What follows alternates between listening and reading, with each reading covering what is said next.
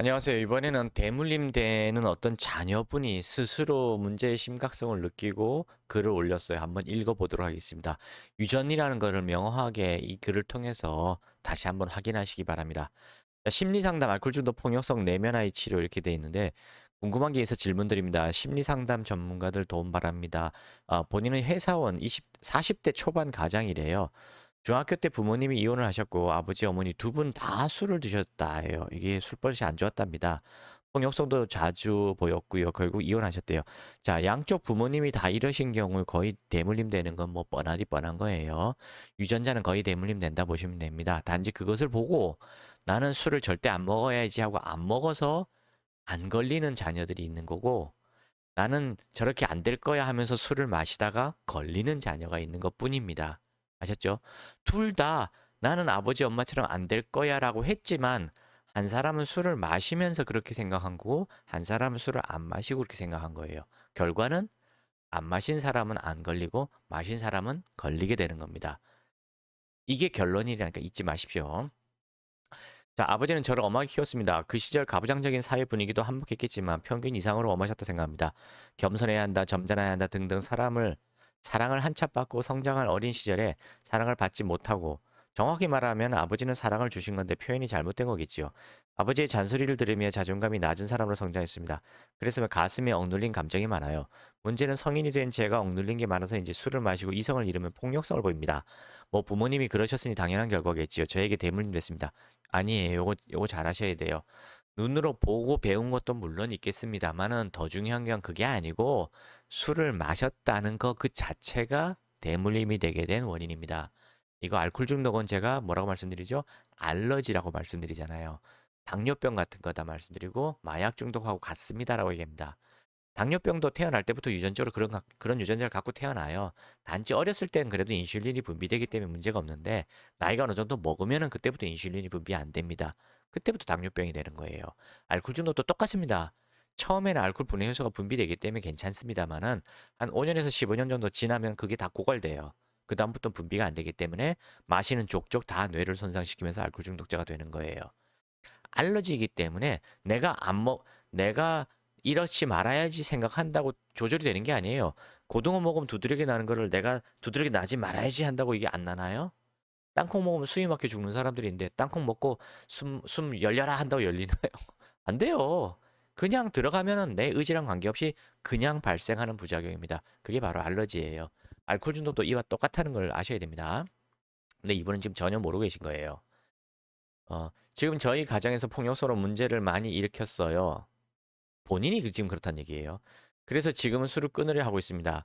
저희 술 문제는 술을 안 마시거나 조금만 마시면 조절이 가능한데 술을 많이 마셔 이성을 잃으면 여지없이 조절 능력이 상실되어 끝까지 마십니다. 그리고 집에 들어서 와이프한테 큰 소리치고 폭언, 욕설, 폭력도 나타납니다.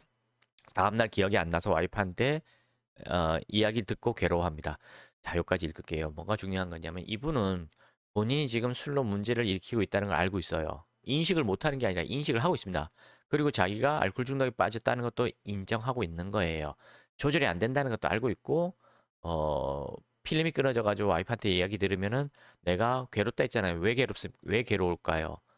그냥 괴로운 게 아니라 자기가 아버지가 했던 행동을 그대로 따라하고 있다는 걸 알기 때문에 괴로운 겁니다.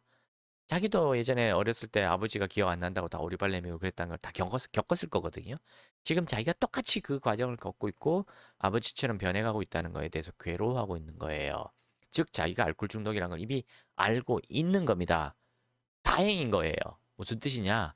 인식하고 인정하고 계시기 때문에 다행인 거고요. 더 중증 환자가 빠지면은 이분의 아버지도 옛날에 그랬겠지만 아예 인식조차 못하게 됩니다. 그럼 치료 불가능해요. 왜냐하면 치료를 거부하고 도망가 버리니까. 근데 이분은 도망갈 정도는 아니거든요. 단지 자존심이 상하고 나도 정신병원에 가둬져야 되나 격리돼야 되나 이런 두려움을 갖고 계실 거예요. 그래서 치료 받기가 선뜻 내키지가 않을 겁니다. 두려울 거예요. 하지만 걱정하지 마세요. 알코올 해독 한약으로 치료하면은 격리할 필요도 전혀 없고요. 요만큼도 격리할 필요 없고요. 본인이 집에서 인간적으로 치료하고 건강은 보너스로 다 챙기면서 정말 안전하게 그다음에 확실하게 단주하고 건강한 가정을 아주 건강하게 지킬 수 있습니다. 아이들도 지킬 수 있어요. 자, 계속 설명드리겠습니다. 자, 이와 같은 악순환을 반복하며 더 이상 이렇게 살면 안 되겠다는 생각에 좋아요. 이런 생각을 가져야 됩니다. 제 나름대로 할 수 있는 건 다 해봐도 이게 문제예요. 본인이 알고 있는 것으로 백날 해봐야 아무 소용없어요. 본인이 알고 있는 게 뭐예요? 의지니까 의지를 조절하자. 정신력으로 버티자. 뭐 요렇게 요령 피워보자. 저렇게 요령 피워보자. 뭐 낮은 도수로 바꿔보자. 뭐 술 마시는 순서를 바꿔보자. 뭐 막걸리는 쌀로 만들었으니까 막걸리로 바꿔보자. 베레벨 짓을 다 하셨을 겁니다. 효과 있던가요? 없습니다. 그 모든 방법들이 다 거짓이에요. 왜 거짓이냐면은 그 방법들은 알코올 중독 유전자를 갖고 있지 않는 분들, 그러니까 알코올 분해가 정상적으로 잘 되시는 분들한테는 그런 분들한테는 좀 도움이 될 수도 있는 조언이 맞아요. 근데 유전적으로 알코올 분해 요소가 안 되는 분들, 즉 알코올 중독 환자한테는 그 조언이 아무런 의미가 없다는 걸 아셔야 됩니다. 근데 이걸 모르잖아요.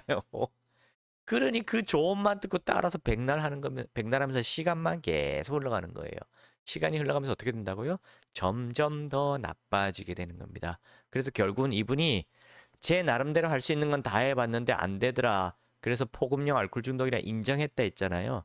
인정한 것까진 정말 좋은데 그 다음에 어떻게 할 것이냐에 대한 정보가 전혀 없으신 거예요, 이분은. 뭐만 있냐? 그냥 정신병원에 가서 내 스스로 나를 격리하면 될까? 그 생각만 하고 계실 거예요. 아니면 수면제, 진정제, 뭐 항우울제 이런 거 먹으면 될까라고 생각하실 거예요. 그거 말고는 다른 생각할 게 없잖아요, 이제는. 해보고 다 해봤잖아요. 그래도 안 되는데 이제 할 게 뭐 있어요? 스스로 병원 가는 것밖에 선택할 길이 없잖아요. 근데 그게 잘못됐다고 얘기하는 거예요. 그게 아니고 이거는 당뇨병 같은 거고 알러지 같은 거라서 그에 맞는 약을 쓰면 되는 거예요. 알러지 엔지르텍 맨날 광고 나오죠.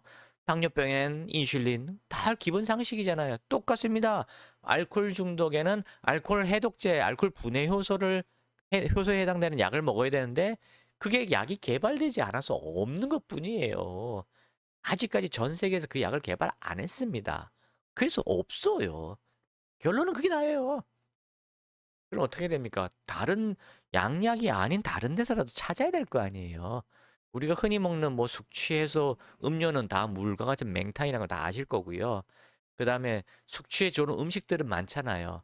근데 그거는 조금 도움이 되는 건 분명히 도움이 됩니다만은 갈망감과 금단 현상을 없앨 정도로 도움이 되진 않아요. 근데 알코올 해독 한약에는 있습니다. 분명히 말씀드립니다. 있습니다. 아무리 중증 환자라도요.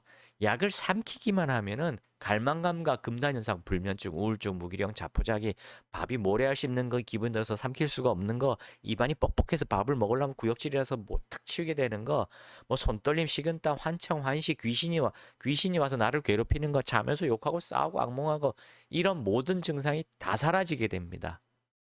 안 믿어지시겠지만 사실이에요. 저희 한의원에 오셔서 치료를 직접 받아서 자기 스스로 확인을 해보시든가 아니면 오셔서 저희 다른 환자들 차트를 이렇게 보면서 확인하시면 되는 거예요.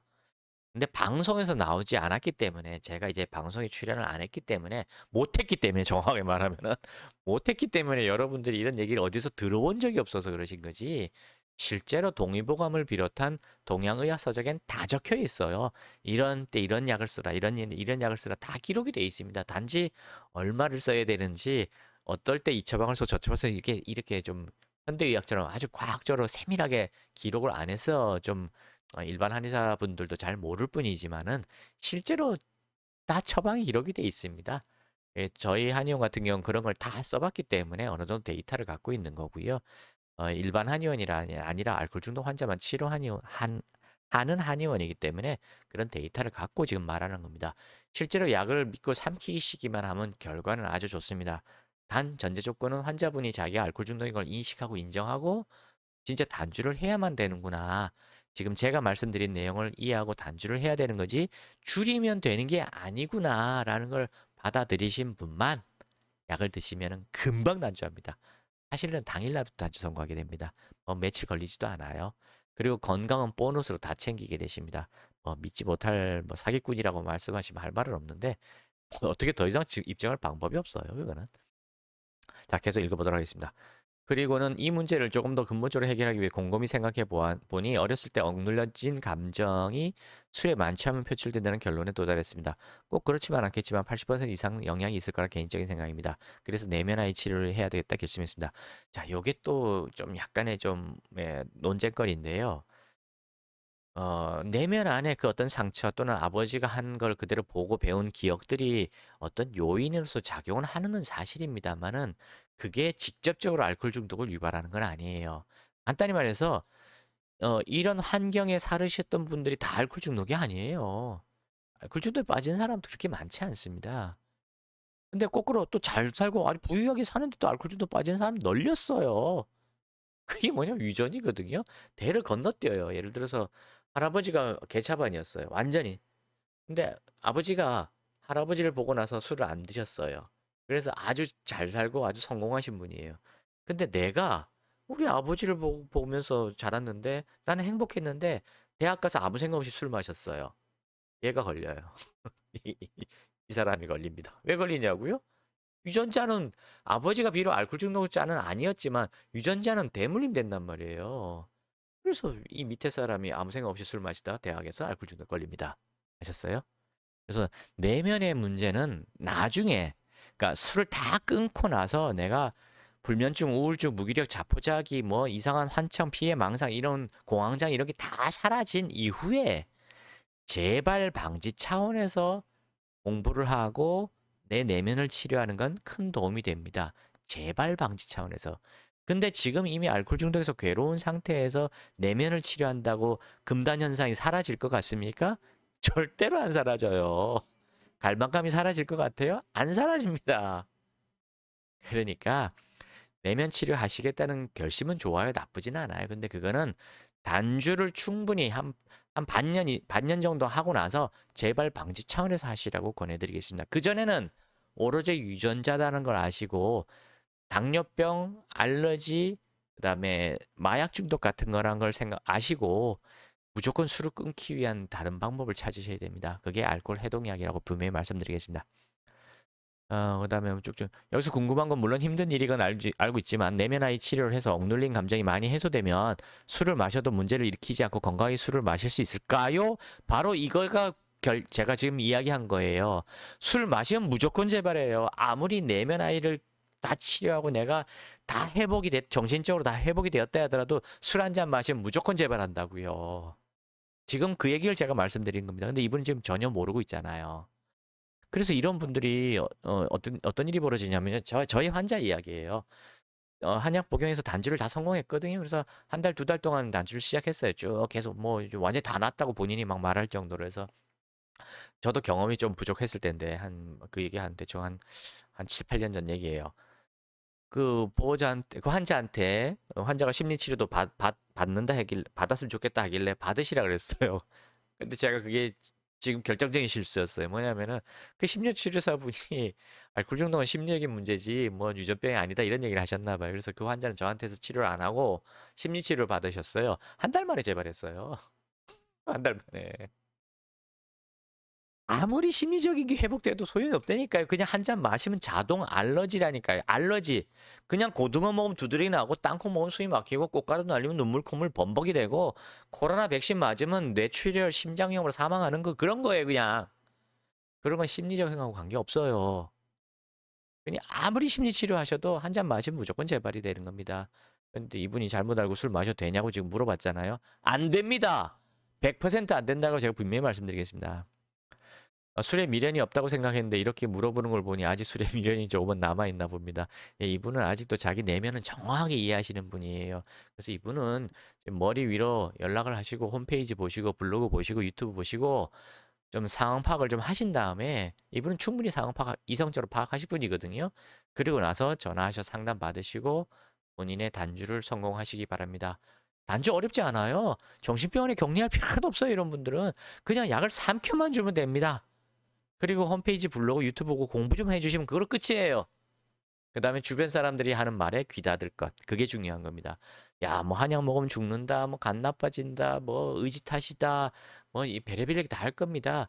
그런 주변인들이 하는 말에 귀 닫는 게 가장 중요해요. 여기 글 쓰신 분보다 다른 분들은 더 몰라요. 어디서 들어봤겠습니까, 진실을. 그러니까 주변인이 하는 말은 다 거짓이라 생각하고 어, 진실을 찾으시기 바랍니다. 특히 다시 말씀드리겠습니다. 이 책을 좀 보이시나요? 이 책을 좀 사서 읽어보시기 바랍니다. 이 책은 병원을 운영하는 의사분이 쓴 책이 아니라 대학에서 미국 분이 쓴 책인데 미국 대학에서 그 알코올 중독 뇌신경 쪽으로 연구하는 교수님이세요. 그래서 어떤 이 돈과 관련 없는 진실만 쓰신 책이니까 이걸 읽으시라고 권한드립니다. 이거 한 두세 번 읽으시면은 진실 제가 드린 말씀이 다 뭔지 진실이란 걸 다 파악하시게 될 거예요. 네, 감사합니다.